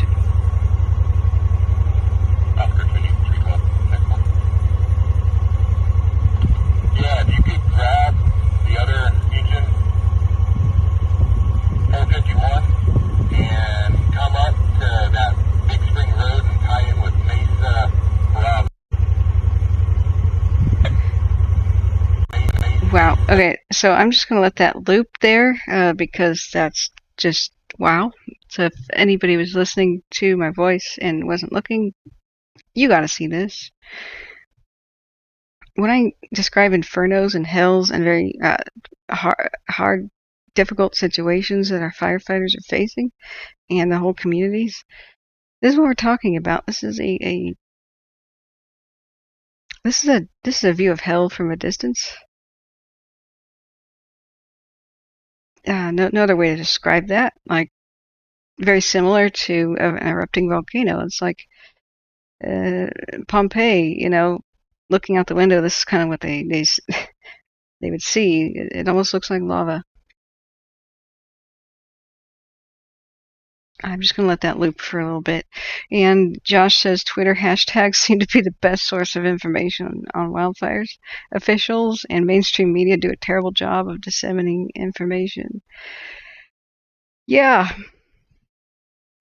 I was so frustrated. That's why I started my stream. I was really sick of the crap. They're just going on about how cutting our carbon is going to solve all our problems out west, and no, when power companies start destroying the landscape and murdering people with negligent homicide, essentially, um, and start all these fires, like even if global warming wasn't happening, it doesn't matter what we do with our carbon. This has to be addressed. Corruption has to be addressed.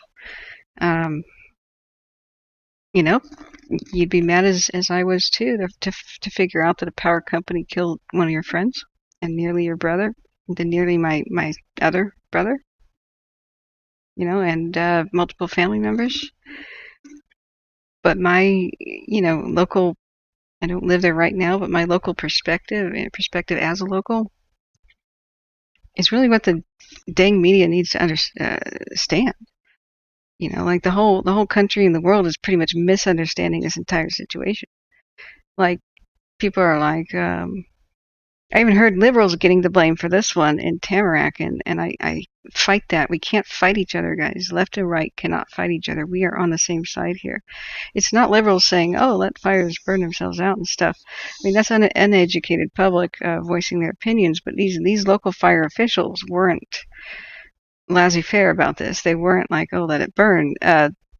PG&E, the corporation, started a fire, the Dixie fire, that's now rampaging out of control at the start of this video, and all the resources went to that thing. Thousands of people, all the aircraft went to that thing. So these lightning strike fires were on the back burner. They were small at the time, and they were hoping to just boom, put out the Dixie and then shoot back on down here. But they can't. We've got our hands full with the normal lightning strike fires, the normal accidental fires from car wrecks and airplane crashes and those sorts of ignition sources. We don't need the extra mega fires being ignited by corporations because, they just shrug and they face absolutely no consequence, no criminal consequence. And now the governor, the last one and this one, has signed bills limiting their liability. They don't even face much of a fiscal consequence either. So until people understand that, we are going to have these mega fires, no matter what the weather is doing or the climate. It's a huge, multifaceted, very complicated problem. It's going to have multifaceted and practical solutions, such as destroy that murdering company. You guys have done enough. It's time to shut you down, liquidate your assets, turn them over to the state and the victims, and clean up the mess. Like, I would declare Pacific Gas and Electric a superfund. You have caused billions and billions of dollars of disaster to the state, environmental damage, you've ruined lives, you've killed hundreds, or more than 100. You've given people cancer by polluting groundwater. See the Aaron Brockovich movie. You've been doing this for a very, very long time. Enough is enough. We're shutting you down. You got to end monopolistic corporations that don't give a damn if they kill people. Why are people buying their stock and able to profit off of this? There's something incredibly morally wrong with that entire situation. So until more people are made aware of that situation, nothing will change. And that's why I have to say it. That is the only reason I'm saying it. I want change. I don't want to have, the type of ineffectual anger, I don't want to be expressing anger. I want people to understand what's going on so we can use our anger, utilize it for change. Nothing will change unless we kind of wake up. And so there's two types of anger. There's the kind that depresses you and is ineffectual, but you can harness it and you can make it productive. So there's nothing to do if you just blame things out of our control, like issues with the climate. We have to adapt to it for now and then solve it as a long-term problem. But do you think that this is causing climate change? If you're hitting the yes button, ding, ding, ding, you are correct. Look at all the carbon emissions here. Look at all the aerosols, which we're finding out is a huge factor in climate change. The aerosols are what the pink is. The pink and the purple The lovely sunsets, the orange colors in the air, those are incredible amounts of aerosols. Incredible pollution. It's pretty pollution. But oh boy, is it bad. Volcanoes emit that stuff too. So the California fires are, and the Western fires are causing climate change. And so we're both on the same side, wanting to stop this disaster. There's no conflict here. Stop fighting amongst yourselves. Let's work together, come together, and do what needs to be done. We've given this company enough chances. You know, we've mismanaged the landscape for too long. We've allowed weeds to overtake the environment, which promote fires. Invasive weeds, we've allowed invasive insects to kill gigantic swaths of our forests. Our primeval old growth forests are being chewed to death by beetles, where they've had 90%, in the Sierras, 90% tree death, like our ancient sequoias, because of invasive beetles and insects. And now the forests are dying and becoming huge, giant brown dead forests because a whole bunch of invasive diseases, plant diseases that have been coming in. This is a huge, complicated problem, and that's why there's so many simple slogans for simpletons. When the truth is complicated, people believe a simple lie.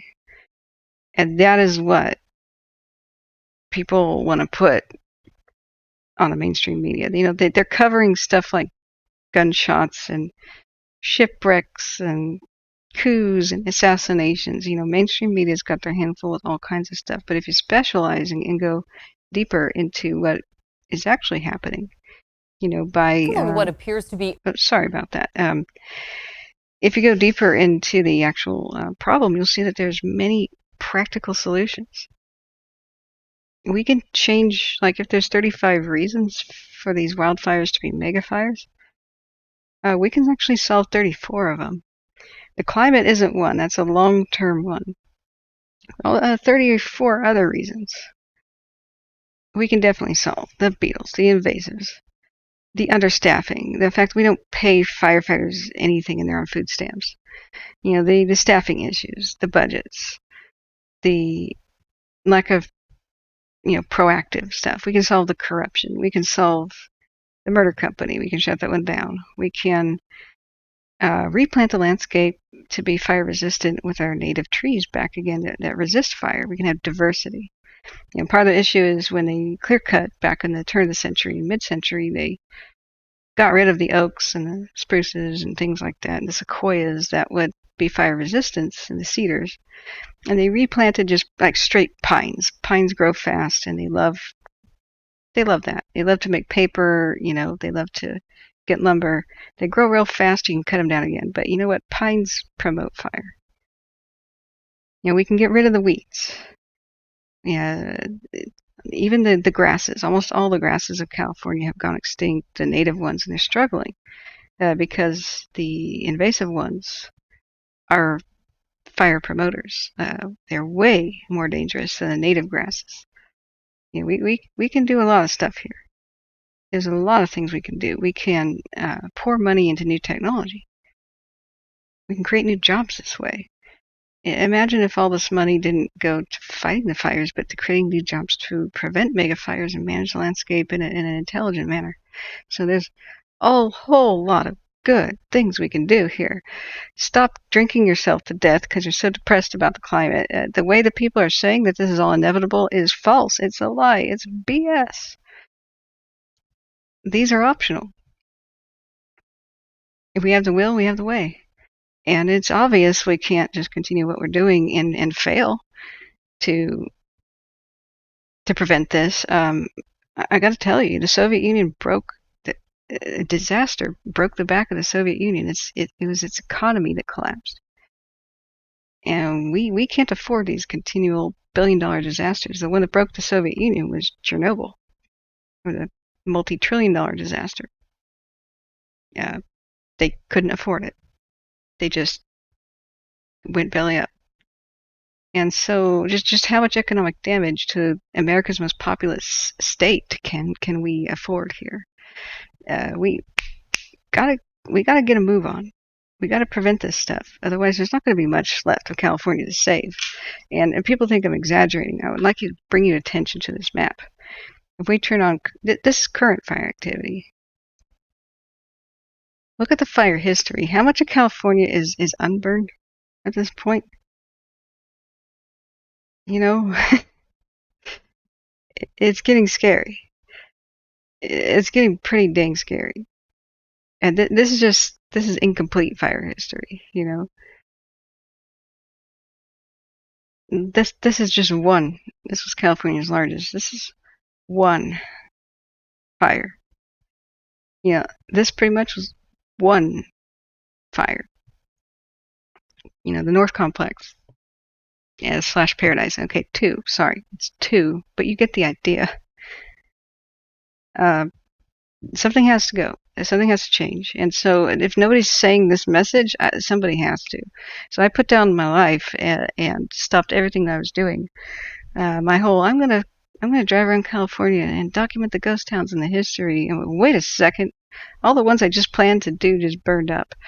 And I have dead friends now, and my brother's homeless, and driving through fire to evacuate. And my other brother is evacuated, and firefighters saved his life because his wife had a heart attack and she couldn't be moved until the very last moment. And they watched his back, and the moment the fire crept over the ridge, some unknown hero pilot dumped water on the slope behind him and gave him time to get out and save the house.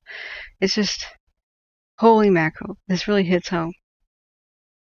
So Malcolm in chat says, we could do a lot domestically if we were not blowing trillions on pointless wars. That's a good point, too.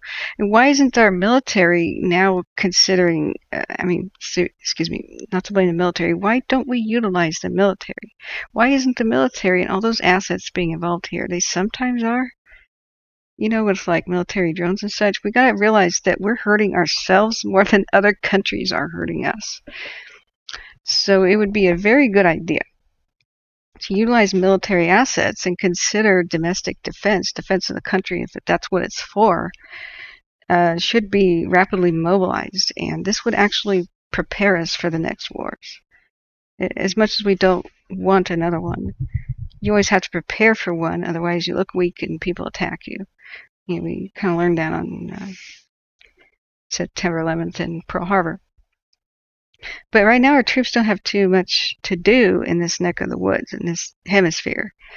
And it's time to utilize them here to protect us, like protect the actual borders of the nation here. And from ourselves until we get our act together. Like, you know, the military can just like, boom, invade an area and put up miniature cities for the troops to live in. And why don't we do that for the evacuees? Why are the Paradise victims still living at the river bottoms? And that occurred in November of 2018. You know, why didn't the military jump in and create those little tent cities for them? You know, why didn't we do that? We have a whole bunch of abandoned military bases. And some of the buildings you can't go into because there's asbestos, but they're all over the state. Military sites and government-owned sites where they could just, boom, set up miniature cities.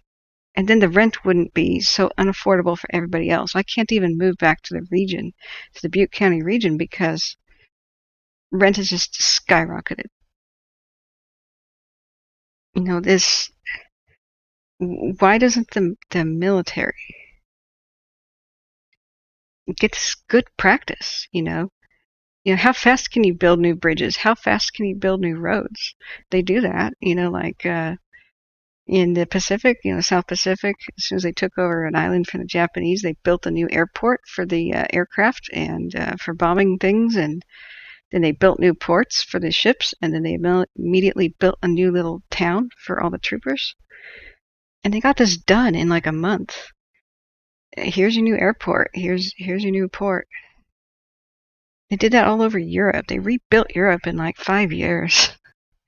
And a lot was with our help, but why does Paradise still look like a war zone? There's a lot we can do here. And instead of just sitting around watching.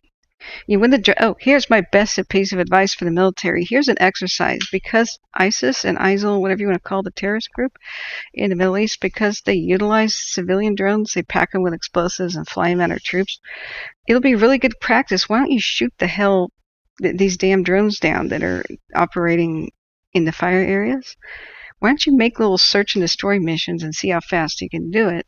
Because if we were ever attacked, anywhere else in the world, that's basically flying improvised explosive devices, which these drones are.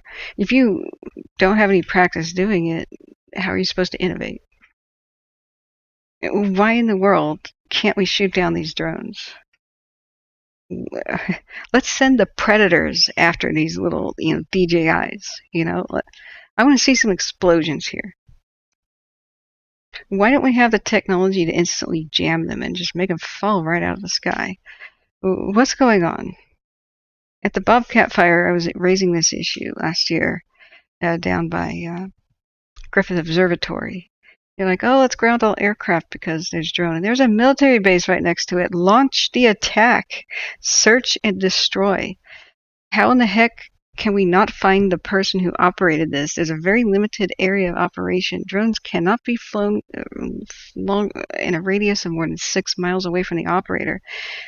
Why don't you go take the predators out and go looking for these people, their heat signatures on the landscape and their vehicle, and just find out who the hell did it?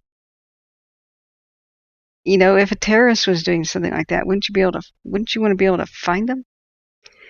So, sorry. I'm going to leave you with that, unless there's nothing else to look at. There's one more video. Play the 1 hour loop Josh requests me to do. Okay. All right.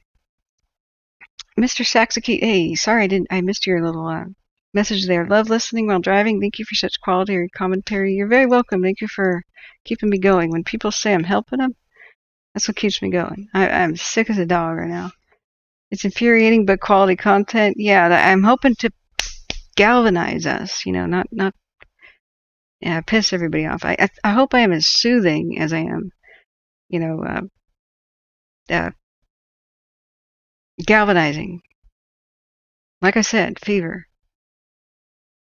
Because I'm optimistic. I'm frustrated as hell that governments and organizations can't just come together and see the picture clearly like I can. I mean, bureaucracy, corruption, there's just too much of that crap in the way. There's plenty of experts that completely agree with me. My opinions come from what experts are already telling people, and looking at history, looking at what's already occurred, what is practical already, the lessons we've already learned. A lot of these lessons were evident in the 30s, and we need to dust them off and relearn them again. What is the definition of stupidity? Trying the same thing over and over again and expecting a different result. We got to do something different. Current situation is unsustainable. We will lose the whole state, and I'm not saying that with any exaggeration. The entire state is flammable. The entire state is incredibly difficult to manage. It's a unique geography, unique to the world. It is the most difficult state to live in and govern because it is a land of extremes. It has extreme deserts, extreme fertility.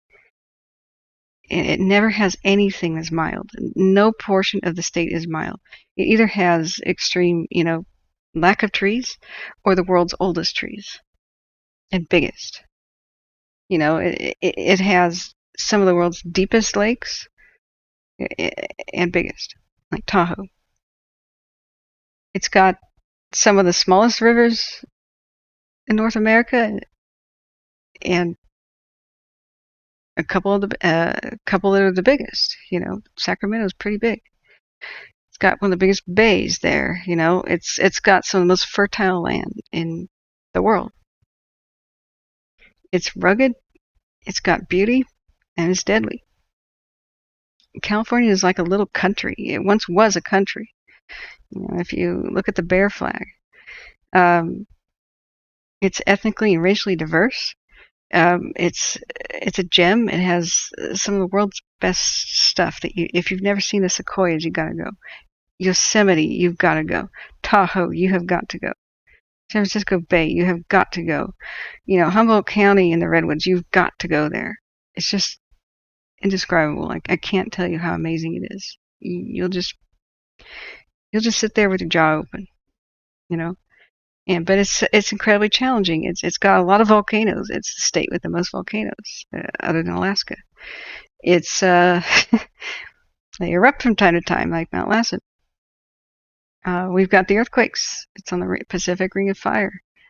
And if you look at the state, it's ringed by mountains. It's entirely surrounded by mountains, 360 degrees. And that means it has some of the craziest wind conditions in the entire world. The high deserts of Nevada, when the jet stream changes every single year from October, November, December, January, sometimes into February, that is Santa Ana wind season, also called Diablo or devil wind season. They're natural. They happen every single year, unrelated to any sort of climate change thing. It's geography. It's seasonal and comes around like clockwork. All those winds from Nevada, they go over the hump of the mountains. They accelerate like a roller coaster down the slopes, and they get funneled like wind tunnels through the canyons, and they go up to hurricane force. It's like dry hurricane forced wind gusts. And they'll go for 24 hours in a row. That is pretty insane, and there's very few places on the planet that experience that. And then the winds get trapped and bounce off the Coast Range Mountains. They can't make it through. Some of it squeezes through, and they accelerate still, and they exit in two places, down by San Francisco Bay and down by LA, down by Pasadena. So you have the fiercest fires in these areas of the Coast Range, because that's where all that wind is going to go, and it's completely dry as a bone, and you stand out in it with wet hair, it's dry in 5 minutes. And it's the kind of thing that splits your lips and your knuckles if you're out in it. I can't describe to you how fierce it is. It takes everything not nailed down to your deck and throws it down the street. All the trash cans go down the street. And the thing is that fires can't start in these winds. Like open flame is blown out. But what's been happening with our mega fires, like the Paradise Fire, Bobcat Fire, etc.? Power lines, power companies are starting them. There's very few things that will start a fire in those kind of wind conditions. And the power companies are doing most of it. The Zog Fire, others. This power company has started more than 1,500 fires, and that's not even counting the ones after 2019. That's from 2014 to 17, as far as the research of the Wall Street Journal, New York Times, and other media organizations. That's just from one specific company, Pacific Gas and Electric. And I wish the utility faced collapse. No, they were bailed out by the governor and protected by the governor and legislators. Corruption. That's corruption. And a different power company started the Bobcat Fire, I believe. Don't quote me on that one. I haven't studied that one in a bit, but it's just enough is enough. But with a stroke of a pen, we can end that ignition source, that power company. We can make them obey the law and actually trim back vegetation underneath their lines. We can make them shut off the power in those crazy Santa Ana winds and red flag conditions.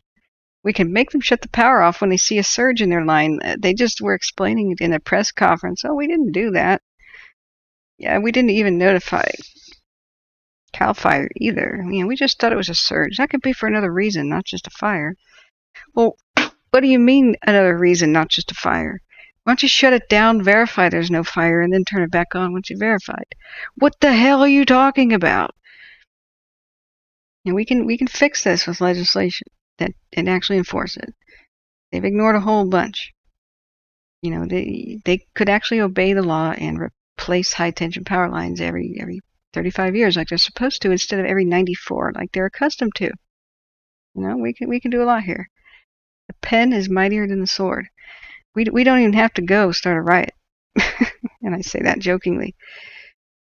You just write some letters and demand some change, and your politicians listen. They want to be reelected. If they think a new tax on your car is what, to solve this wildfire thing with emissions is going to do it, then they'll push for that. But if the public says, no, we want this shut down, we want this situation changing, then that's what they're going to do. Politicians do whatever they think is going to get them elected. So if masses of people say this is what we want, that's what they're going to do. And recall that stupid idiot. Oh man, I am so behind that. I am so behind that. That is not being political. That is me being sick of corruption. I don't care if there's a D, R, and I or something else in front of your name. When you bail out these power companies and then lie about the fire budget, by the way, he slashed the fire budget $150 million, according to NPR and another news organization. If that's true, wow, he's been actually lying about touting publicly, oh yeah, we increased the fire budget, everything's better now. He slashed it by $150 million and is not explaining that. Recall that guy. Just whatever. Next, to be fair, I have not been happy with any of the politicians. Our leadership is extremely lacking. I want new blood here. There's nothing that crushed me so much as I end my fire stream and I watch the presidential debates and the two candidates the president and the candidate don't even mention that the West was on fire. It is a presidential debates. Hello? Excuse me, guys? Hello? That was just crushing. It's time for some new blood, or for the old blood to wake the heck up. So hopefully there will be some change here, but like I say, only if we push for it, guys. Only if we push for it. Yeah. Looking back at the chat, God, I gotta go. Wotho Tolero, Miss Common Sense, please get some serious rest. Take care of myself. Big hugs. Thank you. Yeah, thank you for reminding me to. Oh God, I skipped breakfast and lunch now. It's lunchtime. I can have lunch. Thank you. I gotta go, guys. If I click on one more thing, it's gonna be so interesting that I stay here. So funny 37 says, and thank you so much for the support. I do it for you guys. I've got a lot on my plate right now. I've got a lot going on in my personal life. But if the firefighters can go out there and risk their lives in this, and they can do this, I can sit in my armchair here with a fever and cover the fires. At least a little bit a day. I can't imagine just being out in that stuff. They sometimes make the ultimate sacrifice for us, and that is something we have to acknowledge, that they're driving towards this stuff when we're fleeing. This is another reason I do this. I don't want to see them hurt unnecessarily, put in harm's way unnecessarily. And too often they are, because of these preventable disasters. They need to not be on food stamps. This needs to be a high-paying, desirable job, because it's horrifically dangerous, not only to the short-term health and safety, but to their long-term health and safety. Most firefighters, the number one cause of death is cancer. They're breathing this crap. And right now, we don't even send them out with breathing apparatus. That's not essential gear. Breathing apparatus, I was reading today, and respirators is not considered essential gear. It's optional. They get sent out with bandanas. They're not even issued N95s, which is the best thing you can have. That's, a paper type thing over your face. When they blow their nose at night, black soot comes out of it, along with some blood, because, that's what happens. You get nosebleeds under 20% humidity. And they have to hose themselves off, because cancer-causing chemicals are peppering them in this fallout. It's like dangerous nuclear fallout. It's not radioactive, but it's just as harmful. You ever see firefighters at the end of whatever they do? They're hosing themselves off, trying to wash that stuff off of them, and they shower like mad once they're back at station. But these poor wildland guys, they can't. They can't get near water sources. So we have to support them. We could put things like water tanks throughout the landscape. So water tenders don't have to drive 100 miles back and forth and ferrying it. There's a lot we can do. A whole lot we can do. But the first thing is support our wildland firefighters and domestic and urban firefighters. Best thing we can do is help them with legislation. It really matters that you get out there and vote, and who you vote for. Just look at what's happened. There's nothing more evident than that. So Funny 37 says, I know, right, Josh? Just like the SBA accuses small business owners of messing up the loan application to dent them with grants. Yeah. The Mexican army fights fires and plants trees. Awesome, Malcolm. Yeah. Welcome, Malcolm. Welcome back. We could do a lot domestically. Yeah, if we were not blowing trillions on pointless wars. And I want to see Jeff Bezos get your ass out of your damn rocket ship and help California. Mr. Billionaire.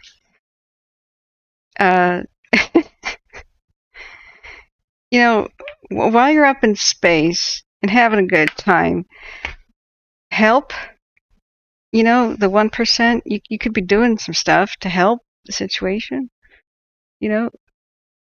Utilize your trillions or whatever you've got here, your billions, and how about special delivery to our wildland firefighters? Deliver them some gear, some masks.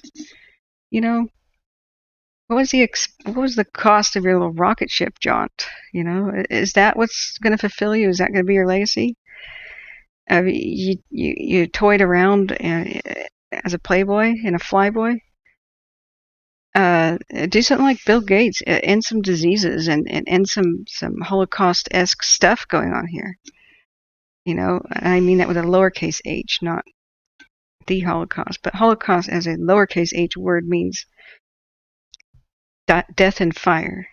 That's what this is. It's the Western Holocaust here. Why don't you do something? People are dying and people are hurting. Come on now. All right, guys. I actually have to go eat, and I'm signing off. But vote. Your vote matters. We can prevent most of this happening. Not much, not just a little, not just a few, most. Most of this is preventable. And we've got the power. The public is like an elephant. All the circus elephants and the ones doing logging, they're chained.